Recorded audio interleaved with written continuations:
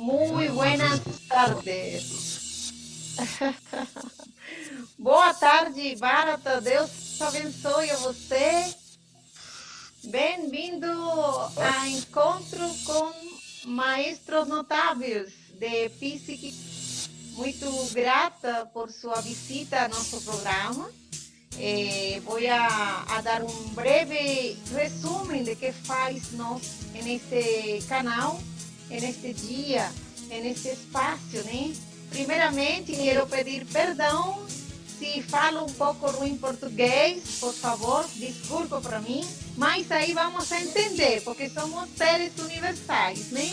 Então, dentro de Psiquicoi, nós estamos fazendo um projeto muito especial. O dia de hoje, 2 vezes ao mês, invitamos pessoas que para nós são maestros notáveis. E você é um maestro notável da vida, como filósofo, escritor, poeta, entre muitos outros temas que vamos a compartilhar hoje com o público.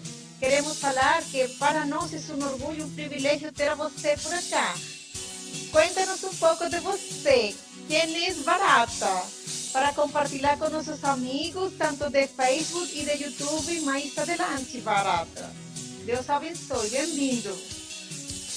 Bom, obrigado, né, pelo convite, né? E inesperado, né? Que vejo. Bom, dando um breve resumo, né? Aliás, você já deu até, né? Mas eu me considero estritamente como poeta. O resto é decorrência. Eu tenho 63 anos, moro em Araraquara e, enfim, estou aqui. Estamos aqui, Barato. Tú sabes que uno de mis grandes defectos como persona que faz live, conferência, maestrados, tal, todo esse montão de títulos que faz as pessoas, é que eu nunca me sei fazer a introdução para apresentar-me a eu, né? Eu nunca falo meu nome é Jace Josefina Zambrano, eu sou isso ou aquele. Eu sempre esqueci o meu nome, esqueci apresentar para o mundo, mas você está certo, estamos em Brasil, na Araraquara, estado de São Paulo, e para o mundo. Eu falo que nossa terra de América do Sul é Amazônia para despertar de consciência da humanidade. Eu tenho uma pergunta para você, Bárbara, que eu quisiera aproveitar a oportunidade de conhecer um pouco você. Eu estive estudando um pouquinho, pesquisando somente um pouco de sua história da vida. Nosso live de hoje tem um título muito especial.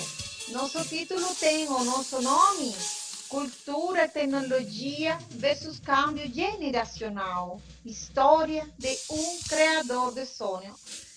Algo muito especial.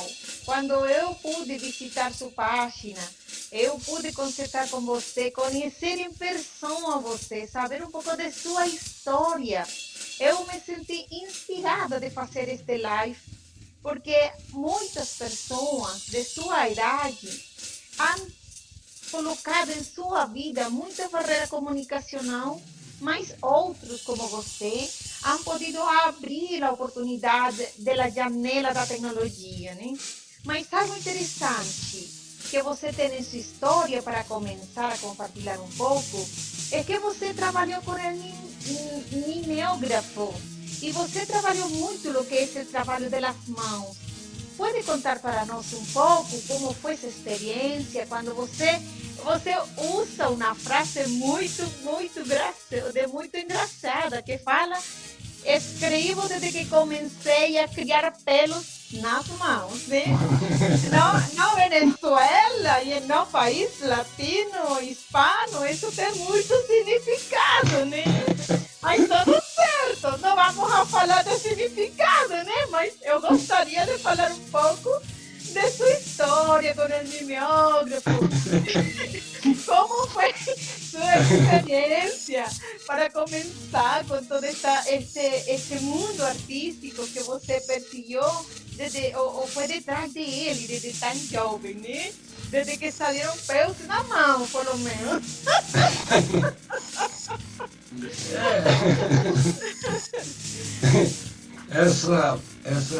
Essa biografia que eu escrevi foi para tentar dar um tom de humor, né? E para situar. Porque eu comecei a escrever e a atuar na área cultural quando eu tinha 14, 15 anos. Ou seja, né, na idade de propícia. Se alguém não entendeu, pesquisa. Não dá para explicar por aí, né?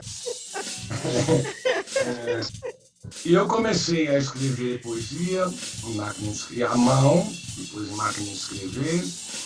E na década de 70, né? Eu sou de 58, portanto, né? Então na década de 70, o que a gente tinha como forma de divulgar o trabalho da gente era ou no boca a boca ou impresso, porque participar de editoras e de revistas, tudo sempre foi inacessível.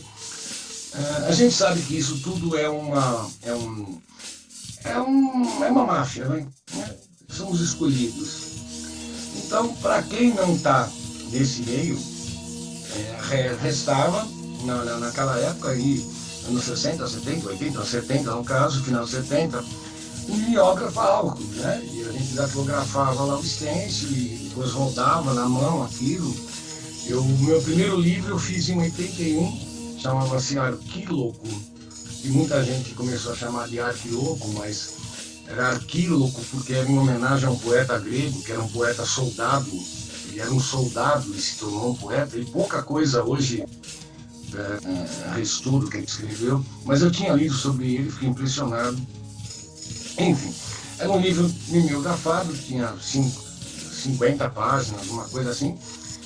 E na época, até para meu espanto, tinha uma coluna num grande jornal de São Paulo, chamado Diário Popular, que tinha uma coluna de literatura. O cara só falava de Machado de Assis e dos grandes escritores, e o cara publicou um elogio ao meu trabalho bem grande. Só que a vida dá voltas, né? Eu acabei em 82 jogando tudo pra cima, casei, tive 2 filhos e fiquei um bocado de tempo afastado. Isso até 97. Pode falar.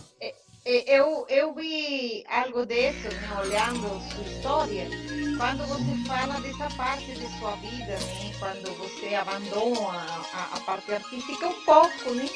Para dedicar-se à sua vida de homem, por fim, né? Então é muito interessante, porque aún quando você abandona tudo isso, você continuou com contato com a poesia, com a boa música.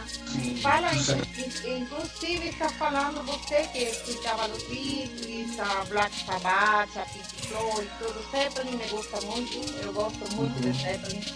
E também fala que você, nesse momento, como produtor também, que ele vai abandonar tudo por conta da família, né? Mas você continuou seu sonho. Pode falar um pouco dessa parte? Você fala que um quiebre, né? Como um quiebre de sua vida, onde você parou tudo, mas depois voltou. Como foi essa volta? Quando você volta ao mundo artístico, à cultura, à música, porque depois vamos a falar disso também. Sim.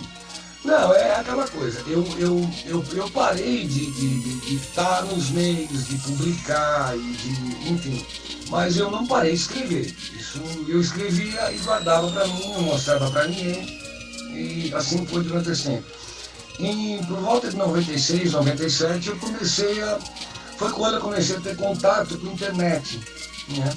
A internet nesse ponto Aí foi o cambio generacional total do mundo, 95, sim, 96, sim. 97, né? Porque eu trabalhava numa empresa de tecnologia brinquedos, no caso. E eu, por sorte, em 94, 95, eu já tinha acesso à internet, que ainda não era comercial no Brasil. E quando eu vi aquilo, eu disse, eu pensei que a possibilidade, as possibilidades da internet são infinitas. A gente tem aqui uma biblioteca gigantesca à disposição, uma maneira que, tipo, eu no começo, nessa época, quando comecei a publicar alguma coisa na internet, eu chamava a internet de mimeógrafo eletrônico. Naquela época, né? E porque dizia, eu demorava 15 dias para fazer um panfleto, uma revistinha, um livro, um mimeógrafo, sendo que na internet escrevia e embora, né? Então a internet, pena que a internet mudou, né? Hoje a gente não tem mais liberdade na internet, a gente infelizmente, né, a internet não é mais o que era, né? As possibilidades que a gente tinha de liberdade de expressão hoje estão correndo perigo, mas foi a internet que me deu um up para voltar a publicar e atuar. Eu criei um site quando ninguém tinha site. Em 96 eu criei um site, era muito tosco, muito, né, limitado, até porque a internet era muito limitada naquela época. Claro. E depois, em 97, eu criei um site que durou 23 anos. Uau! Um site voltado para a cultura, né? E aí, no começo dos anos 2000, aí por volta de 2001, 2002, até 2005, 2006, quando apareceu as redes sociais, que são muito egoístas, né? Então elas querem tudo para elas, né? Então ninguém hoje mais lê site, ninguém lê nada, fica todo mundo só em rede social. Mas eu tinha um site que nessa época de 2001, 2005, ele foi muito acessado. Todo mundo conhecia, eu promovia eventos de música, de rock, eu criei uma coisa para eventos de rock em São Paulo. Eu morava em São Paulo, na capital, na época. E eu criava eventos que uniam rock com poesia, com cultura, com exposição artística de quadro, de vídeo, de tudo isso. E era muito legal. Então, para você, a mudança generacional da era analógica à era tecnológica foi uma oportunidade? Sim, foi sim. Foi como eu comentei, né? Quando eu descobri a internet, eu percebi que ali tinha grandes possibilidades culturais e artísticas, né?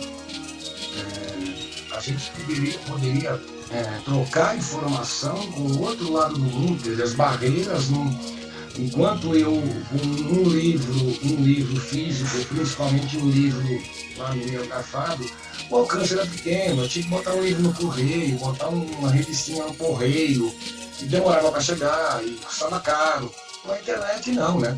Então foi importante sim, e muito. Lamentavelmente, como você fala, hoje em dia a liberdade de expressão foi trocada, né? Foi manipulada também pelos médios. Mas eu acho que tem que existir um jeito de utilizar aún assim as redes sociais também.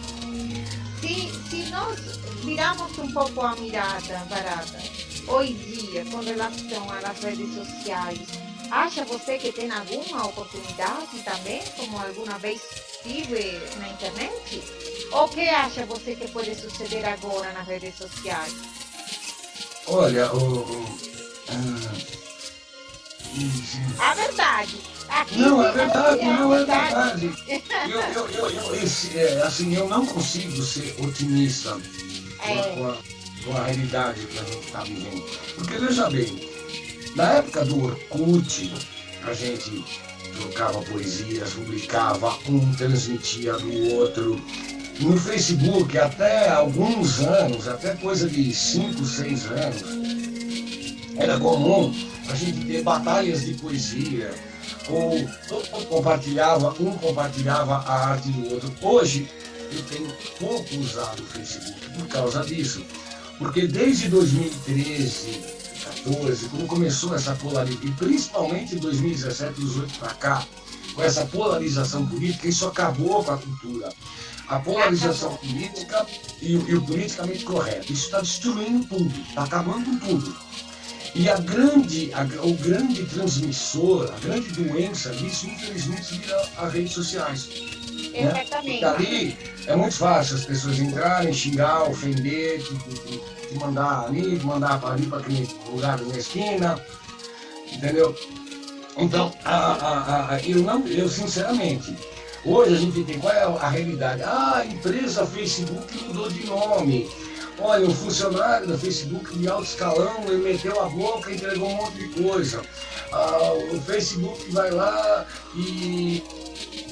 O Facebook, o YouTube e tal, vão lá e bloqueia o presidente americano, depois o presidente brasileiro. Quer dizer, peraí, acabou a liberdade de expressão, então. Nessas redes, nas Big Techs, não existe mais liberdade de expressão. O Alan dos Santos está sendo processado, vai ser extraditado, quer dizer, por quê? Agora, eles são grandes. Imagine, se o Donald Trump foi banido de rede social por dizer o que pensa e por ter um monte de seguidores, imagina quem sou eu. E vou eu lá com a minha poesia orgulhosamente, politicamente incorreto, porque esse politicamente correto está destruindo tudo, acabando com tudo. Está acabando com a cultura. Você, cada vez que você vai escrever alguma coisa, você tem que pensar 10 vezes, porque alguém pode se ofender com aquilo.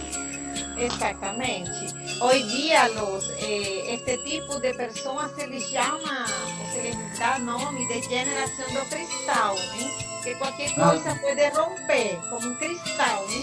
Então, tudo o que nós falamos agora tem que ter mil pensamentos antes de falar nossa liberdade, de expressar nosso critério, se é que pode expressar um critério, né? Porque as redes não permitiram. Mas eu acho também um tema importante de tratar hoje, que você já está falando, que é a politiqueria, né? Eu não falo política real, não existe realmente. E o que faz a política de todas partes, de um cor, de outro cor, de qualquer coisa, é que não interessa realmente como os seres humanos, suas sociedades, suas nações podem progredir. As pessoas políticos de agora, a diferença talvez de algum que outro político passado, de algum que outro, porque tampouco é que todos sejam bons, é que não permitem realmente, não deixam que o ser humano, que seus cidadãos tenham cultura, tenham educação. Eu todavia, minha pergunta é, como você tem Casa da Cultura, gratuidade de todo curso, Casa de todos lugares, gratuidade, mas para que um menino do Brasil, por exemplo, tem que ir à Casa da Cultura, tem que gastar R$15 de passagem. Quando você tem que gastar R$15, lo multiplica por 2 e depois por 4, que é ao mês, essa pessoa não tem como ir a aprender a tocar um instrumento musical, não tem como aprender um idioma de gratuidade, não tem como sair, porque R$15 para uma família pobre no Brasil é para comer 2, 3 dias. Como vou gastar R$15 de passagem para ir a buscar cultura em um lugar que nem sequer tem cultura? Então, nós temos a nossa América toda, América Latina e hispana também, falam de um governo social que todo compartilhar, que todo dá, mas as pessoas morrem com fome, porque não têm sementes, porque a guarda ou os policias, ou quem seja, não deixa trazer sementes para os países latino-americanos para plantar em sua terra, né? Então, onde está a liberdade de expressão? Onde quedou a cultura? Onde vamos com esta sociedade? Eu acho que é um despertar de consciência, porque você falou uma data importante, 2013. Você lembra que em 2012 houve um movimento metafísico, esotérico, que a cultura maia, azteca, inca, tal, iba a despertar a mente da humanidade? Eu acho que foi todo o contrário. Eu acho que houve um grande oscurantismo. Humberto Eco, você lembra? Ele falava, estamos na era medieval todavia, e nós estamos com a Santa Inquisição imposta nas redes sociais. Você não pode falar nada a ninguém, porque de uma vez você crucifica e mata socialmente, destrui socialmente a cultura. Como sobrevive Barata a essa destruição cultural? Olha, você citou Humberto Eco e ele tem uma frase, né? Então, eu nunca decoro frases, né?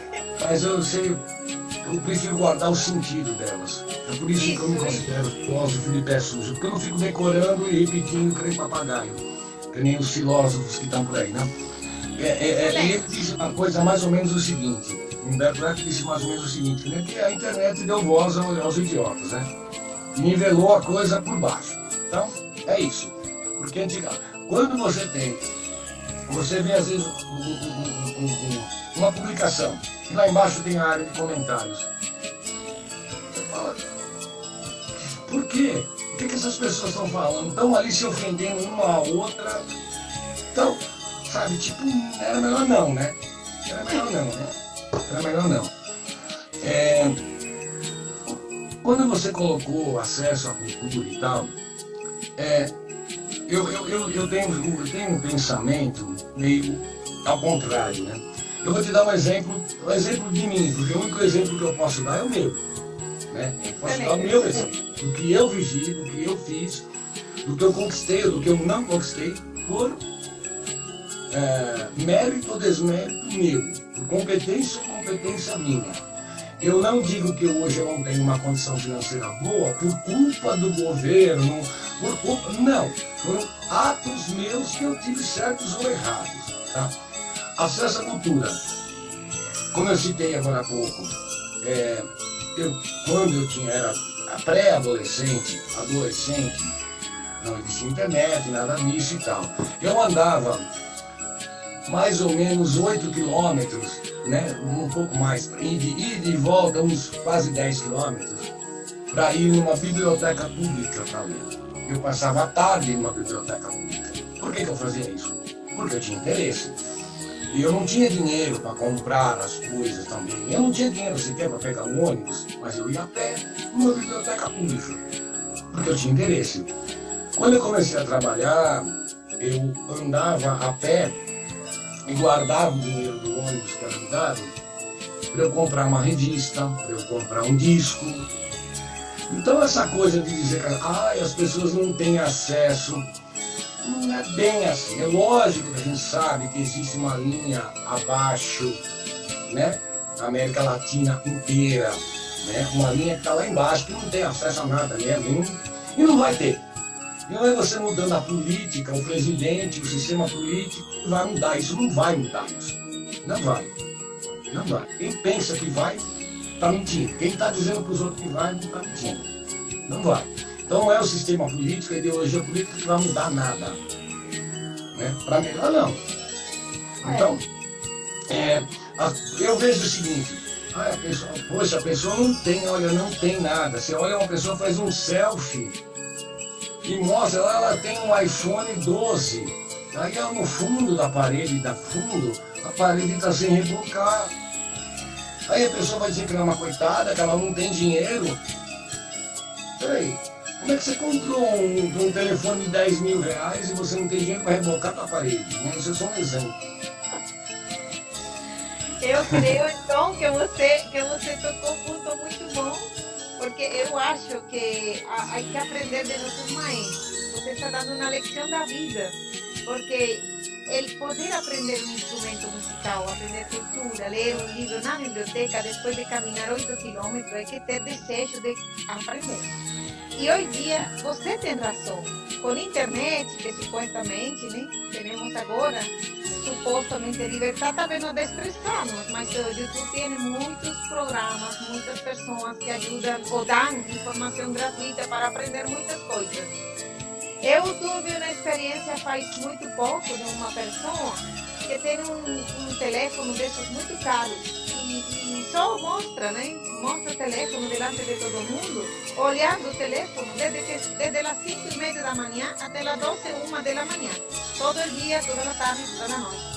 Mas não faz nada, somente olha assim, só faz como movimentar um dedo em cima de uma tela. Eu falava para mim, como nós estamos sendo tão estupidizados, idiotizados, para deixar deixar ao lado uma leitura do livro, compartilhar um bate-papo com amigos, indiferentemente que a internet agora seja uma barreira comunicacional, aqui estamos você e eu, compartilhando um tema. Mas as pessoas estão idiotizadas, onde não buscam o jeito de melhorar seu estado de consciência e seu estado de vida. Para estas pessoas, para todas essas mães, pais, meninos que puedan estar olhando para nós, qual seria o conselho de você, como homem que tem essa cultura arraigada em sua vida, de poder compartilhar seus sonhos e poder lutar por eles, aun quando tive que caminhar tanto tempo? Olha, eu aprendi uma coisa, uma filósofa que eu sou, uma pessoa que mudou minha vida, que é a Ayn Rand, né?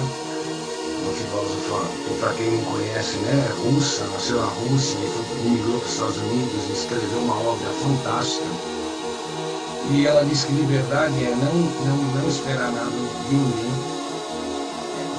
Né? Ela dá 3 pilares, um desses é esse. Então, juntando com o que eu falei antes, quer dizer, não ficar esperando ninguém fazer nada para você, porque não vai fazer. E se fizer, você vai se tornar escravo. E isso não é bom, né? Ninguém gosta, né? Então, isso, aí todo mundo reclama, por que eu não tenho oportunidade? Será que você está, por um exemplo, cara, sabe, tipo, eu no lugar de eu comprar uma roupa bonita, eu compro um livro. Sempre fui assim. Eu sempre vivi com o mínimo. Eu não tenho carro. Eu nunca tive carro. Porque eu acho que é besteira. Por que eu preciso ter um carro? Eu não preciso de um carro. Se eu precisasse de um carro para trabalhar, coisa assim. Então, o problema é que as pessoas hoje ficam esperando demais que governos façam alguma coisa. Isso, você como um ser humano, quando você é escravizado pelo governo, quando você tem, essa casa foi o governo que me deu. O governo paga meu ônibus, paga meu livro, paga minha internet, paga meu iPhone, paga minha roupa. Isso é legal? Você acha que é assim que você vai chegar lá na frente, vai olhar para trás e vai dizer, eu tenho alguma coisa? Não, você não tem alguma coisa. O que você ganhou não é ganhado. Porque quando alguém te dá alguma coisa, vem a cobrança. E muitas vezes é muito mais do que dinheiro. Muitas vezes é a tua alma que estão levando com isso. Né? Quando você se escraviza, não, eu quero que o governo me dê uma casa, eu quero que o governo me dê auxílio moradia, auxílio, quero ser esmola. E o que é pior, está comprando a tua consciência, a tua alma com isso. Isso é simples. Então, basta com você. Exatamente. Algo que uma vez comentou uma pessoa faz muitos anos, é como el que tem faculdade de servir a comida, alimentos e medir a comida e alimento que dá sobre sua mesa, essa pessoa tem a faculdade de pensar por você. Tomando em conta também um comentário que temos acá na sala, queria aclarar que nós não estamos falando de salvação. Nós estamos falando de despertar de consciência. Podemos falar em outro programa com alguma pessoa que deseja falar de salvação. Eu estou aberta a recibir a qualquer maestro da salvação que pueda vir conosco. Mas estamos falando da cultura como meio de despertar de consciência e também da cultura como jeito de cambio generacional com a tecnologia, como um ser humano, depois de 60 anos e um pouco mais, ha podido adaptar sua vida pessoal, graças a toda a cultura que ha adquirido por conta própria e movimentado seu sonho hoje dia e viver com o que precisar. Você falou pensamento hermoso. Não é mais rico aquele que mais tem, sino el que menos precisa. E você tem toda a razão. A riqueza de um ser humano não se mide por lo que tem. A riqueza de um ser humano é por lo que tem materialmente, que pueda mostrar ao mundo. Se mide por lo que tem em sua virtude, em seu coração, em sua alma. E uma alma não vai a crescer, não vai a ter virtude, se não tem cultura. lamentavelmente, tem confusão de conceito as pessoas. Lamentavelmente, acreditamos que a cultura não pode ajudar a ninguém, mas isso somente é um pensamento que é um pensamento medieval. A igreja antigamente falava que quem sabia ler, que quem tinha um livro em suas mãos, que quem podia ajudar a outro com a música e a arte, ia diretamente à fogueira. E por essa razão Humberto Eco falava, nós vivimos na era medieval muito escura. Com a era da internet, com as redes sociais, com tudo isso, estamos vivendo a pior santa inquisição que pode viver o ser humano. Então, nós quero solamente falar que para nós é importante a cultura, sim, independentemente de nós poder dar ou não a outro ser humano, através de ela, o que essa pessoa quiser. Nós estamos falando da cultura como um despertar de consciência, Bárbara. O que pode falar você para isso? Tem alguém comentando aí, né? Sim, Despertar da consciência não seria para melhorar nossas vidas? Exatamente. Seria assim. Mas o despertar da consciência, ele é uma coisa individual. Ninguém desperta a consciência de ninguém. Você concorda? Eu concordo. Ninguém vai poder despertar a consciência de outro, mas podemos dar um pouquinho de ideia para que cada quem busque seu caminho. O caminho de você não é meu caminho. Não, exatamente. O que eu quero dizer é o seguinte, a gente busca meios, e isso que nós estamos fazendo aqui agora é parte disso, certo? Mas o despertar em si é de cada um. Você pode ler todos os grandes escritores, ouvir os grandes filósofos, e não te fazer nada isso. Eu conheço muita gente que tem muita cultura e nenhuma consciência. A gente tem exemplos aí a hora que quiser. Isso. Então,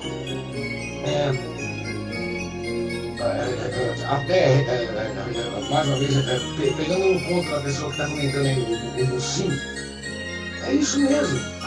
O despertar de consciência é para melhorar, para salvar mesmo. Ele também diz que a cultura não salva. Não, a cultura em si não salva nada de ninguém. A cultura sozinha, não. Porque se fosse assim, uma pessoa que tem cultura estaria no éter da vida. No nirvana. Não dá. Estaria no nirvana, no paraíso. Não dá. Então, assim, uma coisa não significa necessariamente a outra. Né? O despertar da consciência, ele é... E eu penso, eu concordo com a afirmação que você colocou aí, eu já tinha visto também do Humberto Eco. E eu vou mais adiante, nós estamos vivendo, apesar de toda essa tecnologia que nós estamos vivendo, nós estamos vivendo na barbárie. Selvageria pura. Olha essa situação que começou há um ano e meio aí, né, no começo do ano passado, de pandemia. Olha o que as pessoas viraram. Olha, no começo disse, olha, não, vai despertar aquela humanidade que todo... Não, cara, virou um bando de louco, retardado, idiota, maltratando todo mundo. Não sabe se quem puder. Então isso é a prova de que sofrimento também, de medo, não colabora no despertar da consciência. E as pessoas estão sendo escravizadas pelo medo. Estão indo na corrente contrária ao despertar da consciência. Estão pegando tudo isso, toda essa tecnologia está servindo para quê? Para impor medo, para cegar as pessoas, para despertar um ódio que um tem pelo outro, porque isso é humano. O ser humano não é bom, não. Vamos parar com esse negócio. Aquele negócio de falar que uma criança ela é boa. Não, a criança é ruim pra caramba. A criança nasce com maldade, certo? Entre aspas, né? Toda vez que eu falo maldade ou bondade, eu coloco entre aspas. Entre aspas. Porque criança, ela não tem freio. Aí o pai, a mãe, vai ali, sociedade, depois a sociedade, escola, tá lá montando. Então vai dizer, não, você não pode enfiar o dedinho no cachorro, você vai matar o cachorro, isso é mal. Então isso é assim, por quê? Porque uma criança nasce com a essência pura, a essência. Depois ela vai sendo moldada. E algumas, aí o caráter. Exatamente. Eu parto de um princípio parecido. O ser humano, quando chega a essa terra, a sua natureza é muito forte, muito ruim en amor, en siempre. Todo va a depender de la cultura de su familia, de sus pais, de la virtud de sus ancestros y de todo lo que le rodea que esa persona pueda caminar por el camino de Jesús. Claro, no tenemos ya menos de 5 minutos para poder pensar este tema tan lindo, que tiene que ver Já? con chapati. 5, 10, podemos durar mais tempo, e não tem problema. Mas eu quero, antes de ir embora, eu quero tocar um tema muito bonito que eu vi em sua história da sua vida. E é algo interessante relacionado com a transformação do ser humano. Você fala de uma mutação, você fala de sua história de vida, uma mutação, e daí também como um exemplo muito interessante, tanto a manipulação que é tática, né? Como ele pode transformar de lo real a lo surreal, a lo fantástico, a vida de sua própria vida, né?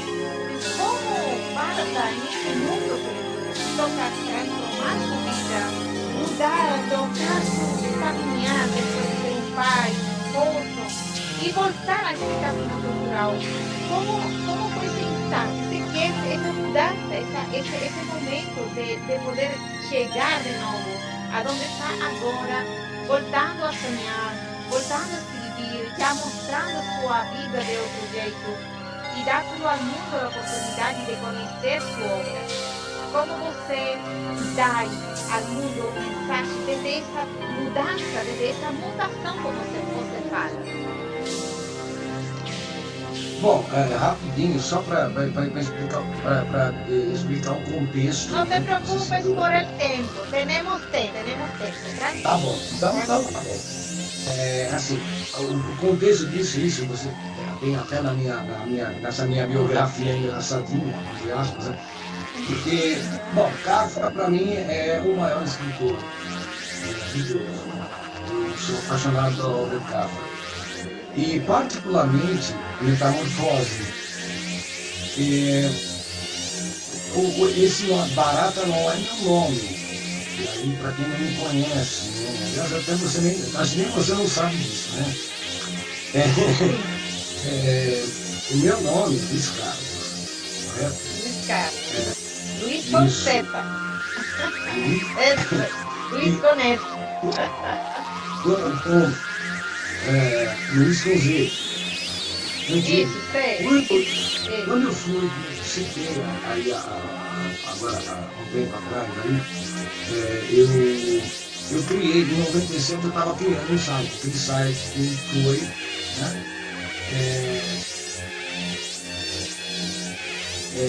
E eu queria um nome, eu precisava de um nome. E na época se usava os sites muito com nome de animais e tal. E eu estava morando em Belém do Pará. Eu trabalhando em Belém do Pará. E lá tem umas baratas gigantescas. São muito grandes. E eu ficava meio assustado com aquilo, mas muito curioso com aquilo também. E aí eu disse, pô, eu vou colocar barata no nome do site. Né? Aí entra essa frase, né?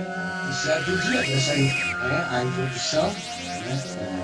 Certo dia, Gregor Samsa acordou de sons intranquilos, transformado num inseto monstruoso. Aliás, é muito interessante, porque o Kafka não usa a palavra barata em nenhum momento do livro.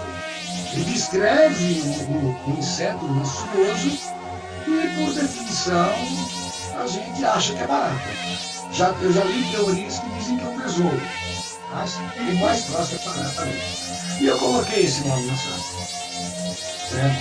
E como o site ficou muito conhecido, eu ligava para as pessoas, olha, é o Luiz do Barata. E aí virou, e acabou virando o meu nome. Aí, isso já há mais de 20 anos, eu acabei incorporando, eu uso isso como meu nome literário, meu nome, eu me apresento assim, porque não adianta, até ficou. Bom, mas isso é baseado no quê? É baseado na questão da metamorfose mesmo. A questão da metamorfose, é você acordar, porque isso tem ligação com aquela questão que eu falei no início, que eu fiquei um tempo sem escrever e de repente eu falei, não, sabe? Então, essa metamorfose, todo ser humano precisa ter essa metamorfose psíquica, mental, enfim, logicamente que física não dá certo, né? Mas a gente tem que estar pronto a se transmutar em alguma coisa melhor. O objetivo da gente é ser melhor. Todo dia ser melhor. Né? Todo dia querer aprender. O problema é que parece que as pessoas estão muito embotadas hoje com rede social, com tudo fácil, com tudo na mão. E não querem buscar mais nada. Tá todo mundo ali, vou esperar ver se alguém me dá alguma coisa. Sim. Então assim, para mim, eu tenho como é o seguinte, eu quero estar todo dia aprendendo alguma coisa nova.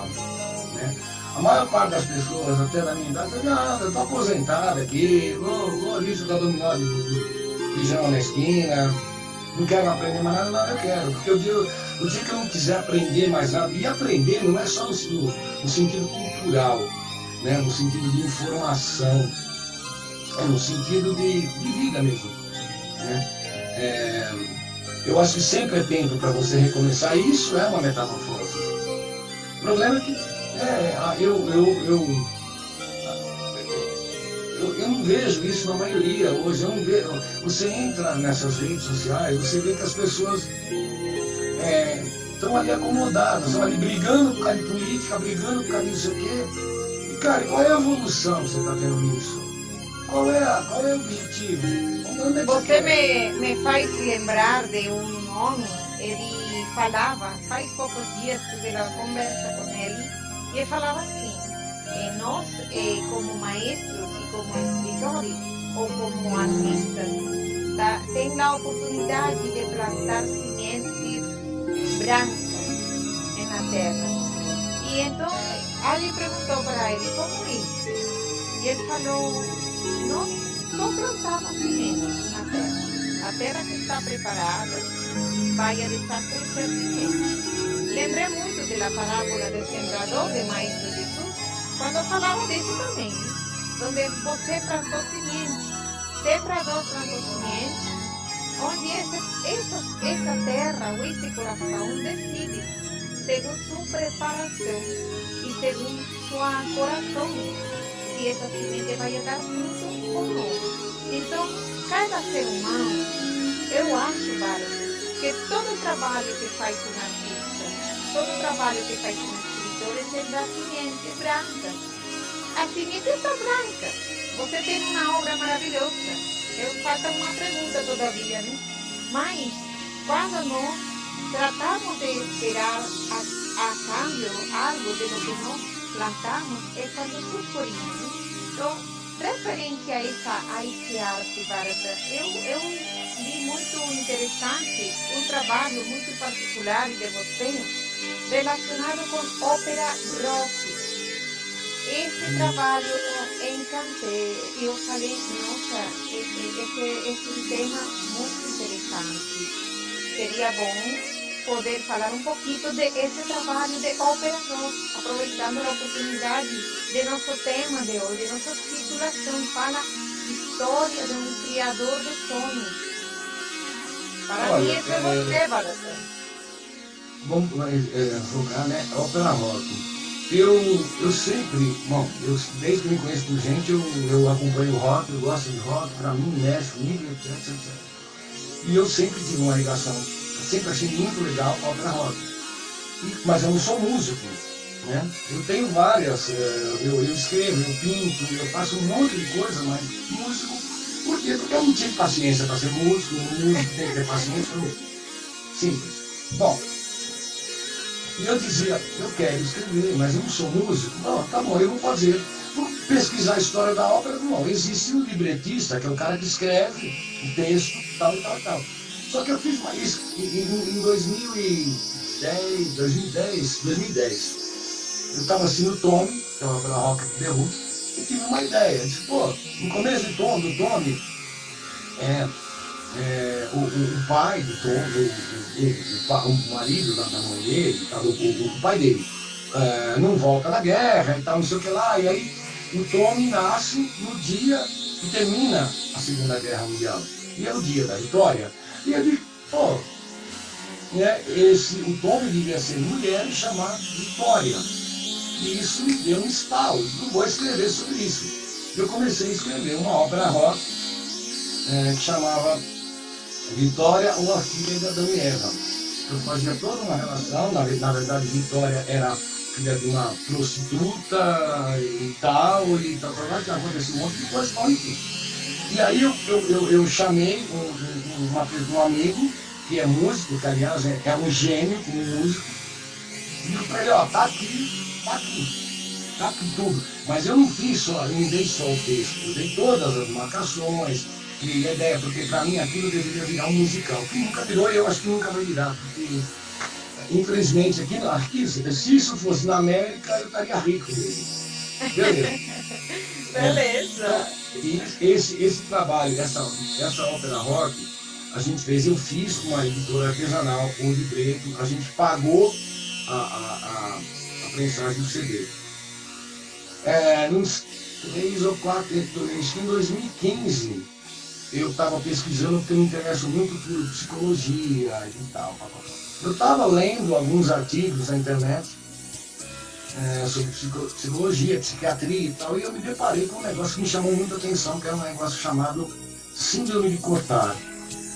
Síndrome de Cotard, a síndrome do morto-vivo. A pessoa se considera morta, ela acha que ela está morta. Eu disse, pô, cara, isso é muito louco, né? E comecei a pesquisar sobre isso e tive uma ideia. Eu vou fazer uma ópera rock sobre isso. E escrevi um texto chamado Madame X, que era baseado, Cotard foi o psiquiatra que descobriu isso, que muita gente dentro da psiquiatria considera isso como parte da esquizofrenia, mas ele não é, ele é um estágio diferente, é uma ramificação da esquizofrenia, e ele documentou o caso de uma mulher chamada Madame X, né? E eu peguei, então, os personagens são o próprio psiquiatra, a paciente e tal, e foi muito legal, porque aí consegui uma cantora lá de Minas, a gente fez um dueto e tal, também totalmente independente. Então esse é um trabalho que assim, eu terminei, eu quase tirei, porque eu me enfiei naquilo e eu estava me sentindo o próprio médico, né? Porque a gente coloca aquela coisa, né? Ele era um psiquiatra, mas ele, como todo ser humano, era um cara vaidoso também, né? Eu coloco essa coisa da vaidade. Tento passar todo o sentimento dela, do que ela sentia. Imagina o que é você sentir como se estivesse morto. A pessoa acha que está fedendo, ela acha que ela está morta, ela não sente o corpo dela. Então, assim, é um tema muito pesado, que exigiu demais. Só que, assim, também foi feito de forma independente. A gente fez aí, acho que fizemos um crowdfunding na época, fizemos uns 150 exemplares só, e quem tem, quem não tem, não tem, enfim. Uma coisa interessante desse trabalho é que o escritor, as pessoas que têm oportunidade de missão coletiva desde a arte, têm a benção de poder ajudar as pessoas a despertar desde a morte à vida. Eu lembro muitos autores de poesia que, graças a eles, muitas pessoas puderam salvar suas próprias vidas.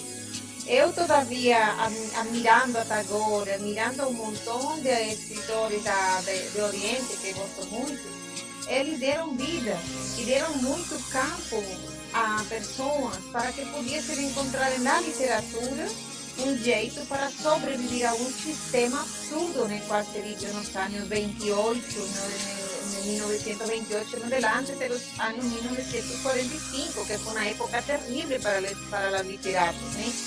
Entonces, hoy día, a invitación, agora sí estamos fichando por acá, mas eu quero invitar a vocês a poder compartilhar com nossos comentários, lembrando sempre que como estamos todavia em liberdade de expressão, nós assumimos nossa responsabilidade como instituto e cada pessoa que vem assume sua própria responsabilidade. Estamos abertos a todo comentário que você quiser e saber também que na vida nós somos a oportunidade de usar o uso das redes, da internet, é o verbo, tem que usar o verbo, a palavra, para criar esperança no ser humano. Bharata, dá-nos uma mensagem final, dai para nós uma palavra de essas que você... Eu quero falar algo aqui. Escuta aqui esse poema. Diz outras mortes. Não quero morrer afogado por não saber nadar. Eu não quero morrer parado por não saber andar. Eu não quero morrer por nada que eu não possa vencer. E nem quero viver por nada que eu não possa merecer. 24 de dezembro de 2013. Eu pude pesquisar um pouquinho somente seu livro. Esse poema gostei muito, a propósito de tudo o que hemos falado. Fala para nós uma mensagem final. Quero invitar a todos, com permisso de Bharata, de este livro. É um livro maravilhoso. Eu acho que é um livro interessante. Tem uma informação de muito critério para despertar critério, mais que consciência, para despertar critério do ser humano e para bater papo em outro programa, Bharata. Temos que fazer um programa somente de seus poemas, a propósito da loucura do ser humano, né? Que qualquer que lê não vai entender, né? Mas está muito bom. Na verdade, parabéns por seu livro, Bharata. Parabéns. Obrigado. Esse livro aqui no vídeo parece que não está dando a parte do título não está aparecendo por causa da cor, né? Mas o nome dele é Troco Poesia por Dinamite. E esse crânio que está aí na capa, que você está vendo, eu ia te falar quando eu te dei o livro. Troco Poesia por Dinamite. Isso mesmo. Tá. Esse crânio que está aparecendo aí é uma radiografia minha mesmo, tá? Então é muito real tudo que tem aí. Porque eu sempre procuro colocar na minha poesia, eu não coloco nada aquilo que eu não sinto, que eu não pense. E eu sempre procuro colocar, buscar definições. Então assim, eu não vou dar um conselho para ninguém. Não. Eu acho que esse tipo de coisa aparece no meio. De repente alguém pode ter pego alguma coisa que eu falei, servir, o outro vai pegar alguma coisa que eu falei, mas os caras falam um monte de bosta. Entendeu? Então assim, eu acho que o nosso amigo ali, sim, ele comentou que cultura não salva o homem. Olha, o que é salvar o homem, né? Aí a gente vai ter que ficar aqui o dia inteiro discutindo sobre o que é salvação, né? Porque uma pessoa que tem uma religião, tem uma crença, e dependendo dele, também que tipo de crença, ou que enfim, que ele siga, vai significar uma coisa diferente ou não. Como eu já tive crenças e hoje eu não tenho nenhuma a não ser em mim, eu sou puramente nietzschiano e eu acho que Deus é o homem. E não me levem, isso não tem nenhum tipo de conotação religiosa, e sim no conceito de que cada um é seu próprio Deus, né? Entendam da maneira que cada um puder entender o que eu estou falando. E esse livro é legal. É legal. Na verdade, para mim é um privilégio poder compartilhar com vocês este bate-papo e também poder compartilhar em pessoa. Nós temos um lugar de encontro na Araraquara. É o lugar mais hermoso de toda a cidade. Tem 3 lugares assim, mas são 2 que eu visito sempre, né? E um desses lugares é a livraria de nosso amigo, que ali nós podemos visitar. Pode dar você nome desse lugar de encontro? que é maravilhoso que está Eu na acho que rua. pode, né? Quem tá É, vendo lá, quem tá vendo que tá lá e tá longe da Araraquara não vai dizer nada, né? Mas mas eu acho que merece, né? Porque o merece falar lugar. de seu lugar de encontro, né? Está na rua Não, eu acho que. Brasil, à Vê, frente. não, Livraria Murad, de Araraquara, o melhor lugar de Araraquara. O Marco Murad é uma pessoa fantástica. É o melhor amigo que que eu tive até agora. Bom, Foi lá que eu te conheci, inclusive, né? porque Então, eu amo livro. Eu tenho dois lugares, antagonicamente falando da ideia, mas a Marquinho é espetacular também. Então, dois livrarias para mim são lugares de encontro para toda aquela pessoa que sabe o que significa estar em uma livraria da verdade. E para nós é biblioteca, não é livraria. Então, para ah, Marquinho, um abraço por permitir conhecer a Barata e por toda a oportunidade de conhecer também a Lucas, um montão de pessoas que conheceram esse lugar. E eu conheci muita gente boa ali. invitamos a todos para que puedan visitar las librarias de sus lugares de encontro. Visite sus Qualquer livraria, né? Qualquer livraria. Se você está numa cidade, em qualquer lugar do Brasil, em qualquer Ou lugar da do América mundo. Latina, você tem uma livraria, prestigie a livraria. Mesmo que você não tenha dinheiro para comprar um livro, Não importa. prestigia.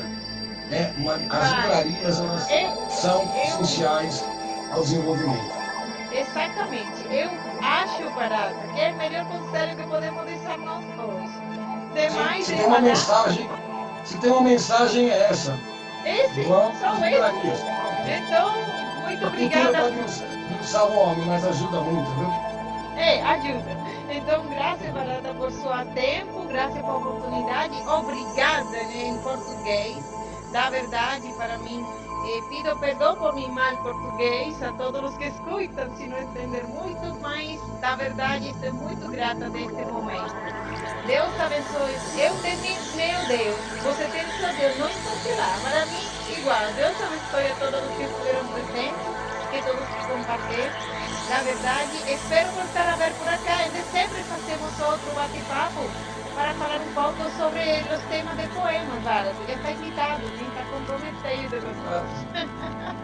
Obrigado a você. Obrigado. Tchau, tchau.